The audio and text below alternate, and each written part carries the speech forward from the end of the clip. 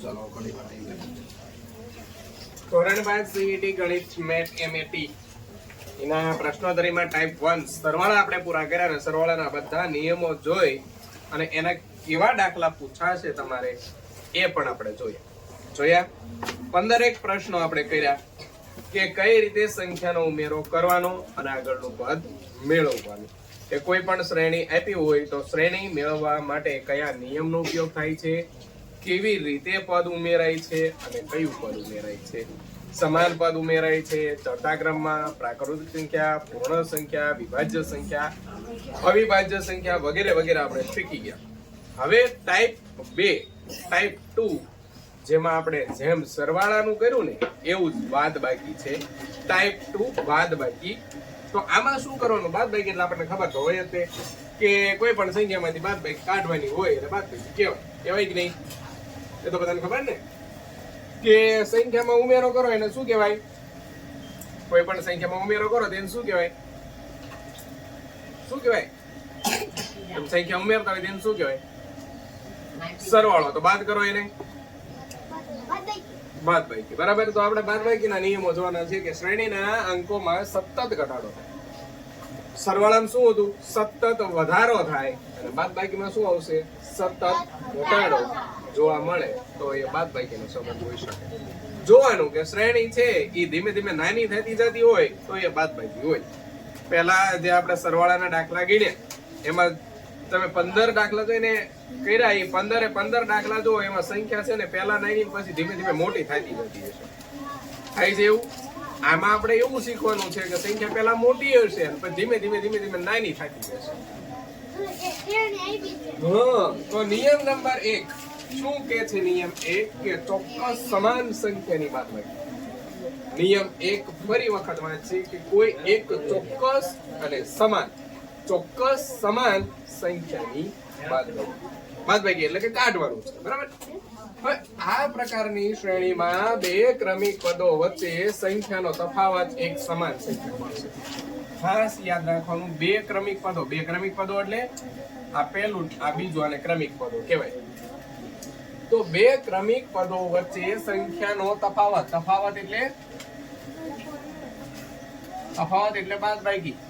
એ બાદબાકી એક સમાન સંખ્યા એટલે કે દરેક જગ્યાએ એક સરખી સંખ્યા મળશે। તો નિયમ નંબર 1 પ્રમાણે કે કોઈ ચોક્કસ સમાન સંખ્યાની બાદબાકી, પહેલી સંખ્યા આપી છે 66 માંથી બીજી સંખ્યા બાદ કરો એટલે કે પહેલા પદમાંથી બીજું પદ બાદ કરો। 6 માં 0 જાય 6 અને 6 માં 6 જાય તો કેટલા મળ્યા? હવે બીજી સંખ્યામાંથી ત્રીજી સંખ્યા બાદ કરો। 0 માં 4 નો જાય 10 તો લેવો પડે, 10 ને 0 10 ને એમાંથી પાછા 4 કાઢો એટલે કેટલા? 5 માં 5 જાય તો 0 6 મળ્યું। હવે ત્રીજી સંખ્યામાંથી ચોથી સંખ્યા બાદ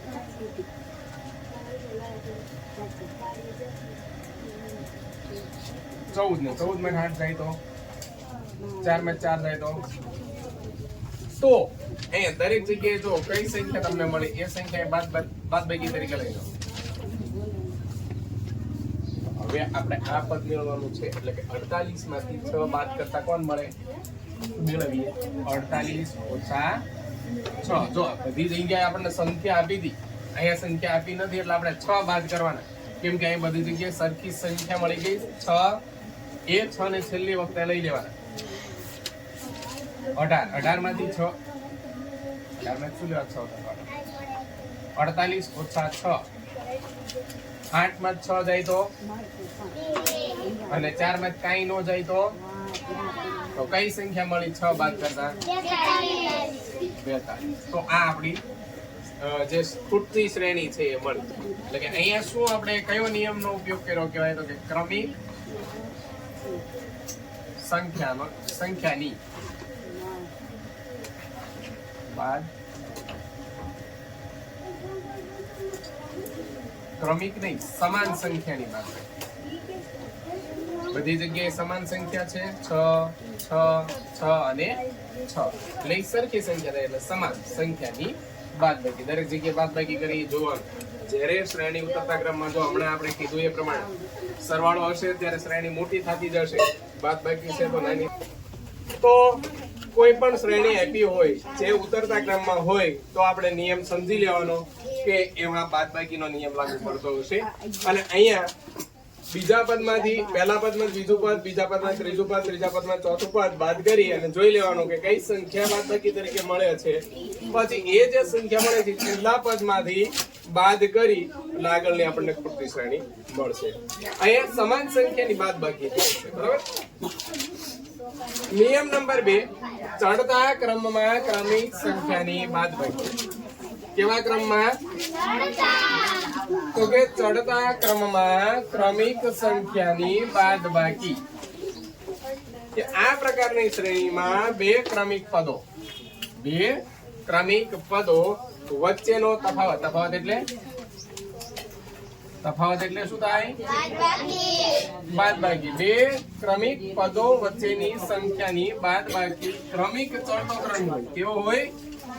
ક્રમિક ચડતો પદ એ પ્રમાણે ઘટાડો જોવા મળશે. જેમ કે ઉદાહરણ નંબર 2, 90, 89, 87, 84, 80. તો છેલ્લી સંખ્યા કઈ એ મેળવવા માટે અહીં આપણે જવાબ લખી લઈએ. કયો જવાબ આવ્યો હતો?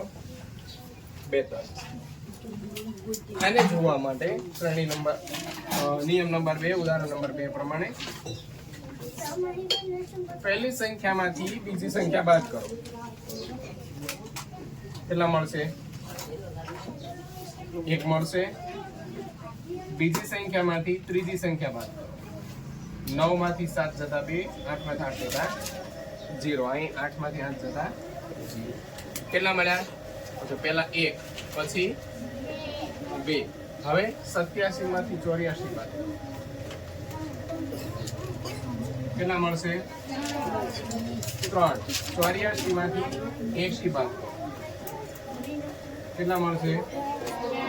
તો અહીંયા જુઓ સંખ્યા. પહેલા 1 બાદ થયું, 90 માંથી 1 બાદ થતા 89, 89 માંથી 2 બાદ થતા 87, 87 માંથી 3 બાદ થતા 84, 84 માંથી 4 બાદ થતા 80. તો 80 માંથી કેટલા બાદ કરવાના? હવે 80 માંથી કેટલા બાદ કરવાના? બોલો ભાઈ. 5 બાદ કરવાના. કેમ કે 1, 2, 3, 4 તો હવે 5. 80 માંથી 5 બાદ કરીએ કેટલા મળશે? કેટલા મળશે? મેં લખ્યા બોર્ડ ઉપર. કેટલા મળ્યા? 75. તો આમાં કયો નિયમ લાગુ પડ્યો? તો કે આ નિયમ. એને એમ કહેવાનું કે ચડતા ક્રમમાં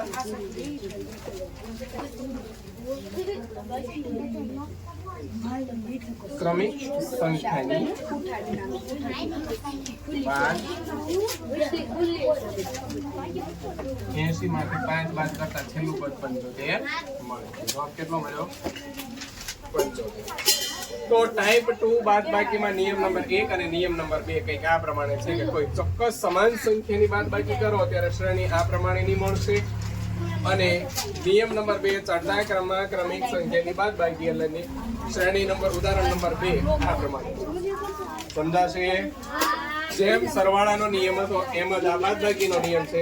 જેમ આપણે સરવાળા કર્યા તો ઉમેરો કર્યો તો એમ બાદબાકીમાં આપણે પદને બાદ કરવાનું છે. સમજાઈ ગયું?